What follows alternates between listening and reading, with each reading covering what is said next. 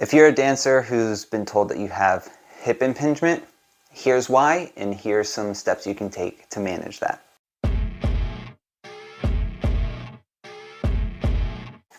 Dr. Nicholas Mercer with You Improve PT. So a common condition in dancers, especially ballet dancers, is hip impingement.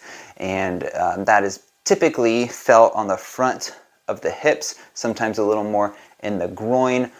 When we go into flexion and internal rotation or external rotation, it's a little different for everyone. Now, why do dancers tend to get this hip impingement? There's a few different factors. One is, there's always a genetic component to hip impingement, FAI, but also it's been shown that when you are developing, when you're growing, and you're having these high impact activities like sports or dancing, we can get some abnormalities in the shape of the femur head. Now, that's not to say these abnormalities have to be detrimental or need to be fixed. It basically means that we need to manage it and make sure we are moving optimally, properly, and basically the way that humans should be moving in order to move without pain and have a very successful dancing career. Now, I know that hip impingement is one condition that causes some dancers to have to retire or quit because the pain is just so intense. They needed surgery. The surgery may not have really helped them get back into dancing at the level that they needed to or that they wish they could do, and that's very depressing. So my goal with all my patients is to avoid surgery as much as possible and really find long-lasting relief, building habits in order to continue doing what you love to do while managing that hip impingement pain. So back to why do dancers get this hip impingement? Well, a lot of times it can do with this overextended posture, which a lot of dancers need to take, right?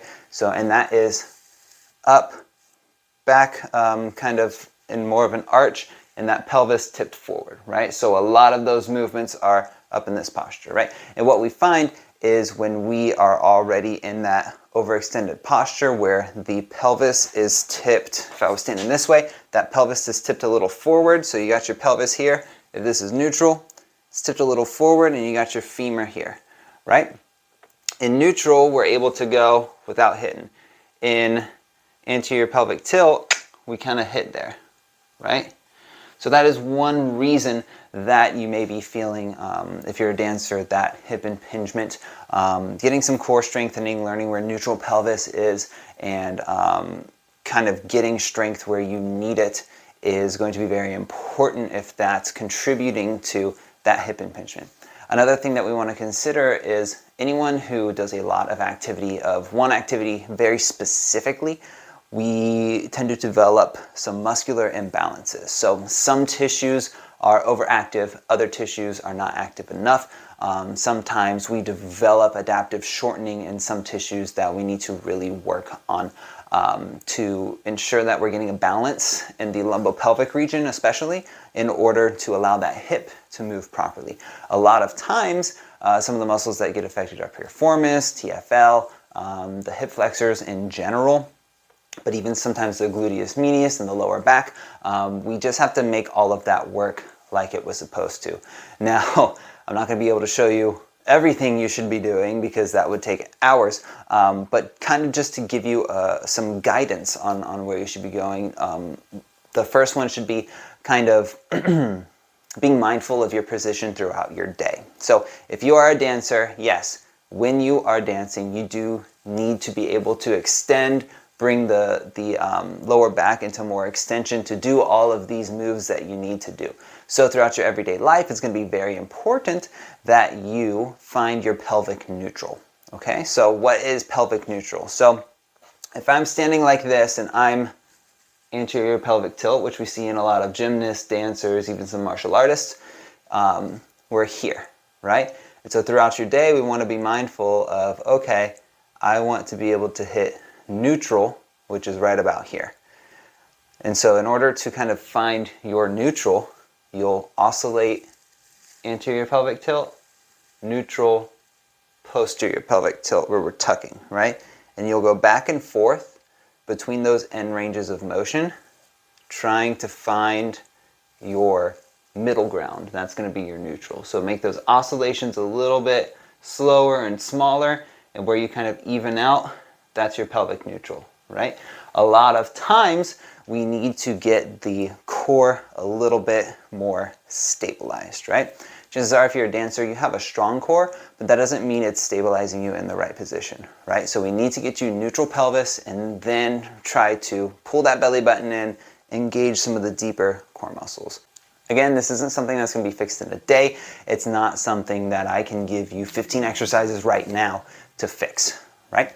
So some recommendations: find a physical therapist near you who specializes or has a history of treating dancers or hip impingement. Just going to a regular PT that you just happen to find is not going to give you the best treatment.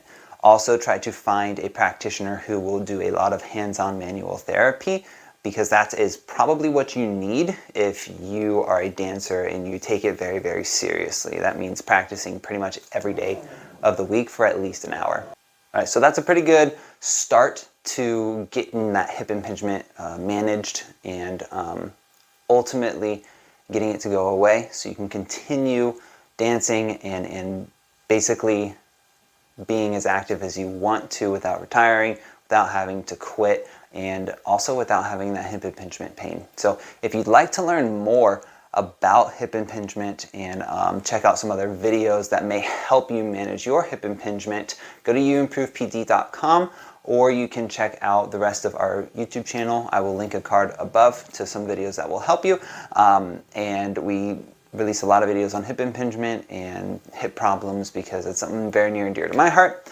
You can go to youimprovepd.com. Again, if you'd like to get in contact with me, send me an email, call me. I would love to talk about your specific issues and the next steps you should take in order to completely eliminate your issues, hopefully down the road. And that's it. That's a good start. So I hope you kind of took away a lot of why, as a dancer, you may be having a lot of these hip impingement problems, and just know that there is hope. A lot of conservative therapies have been shown to be very effective in treating hip impingement in dancers. So check out those videos, go to youimprovepd.com, get in touch with me, and just get ready to improve your pain, improve your movement, and improve your life.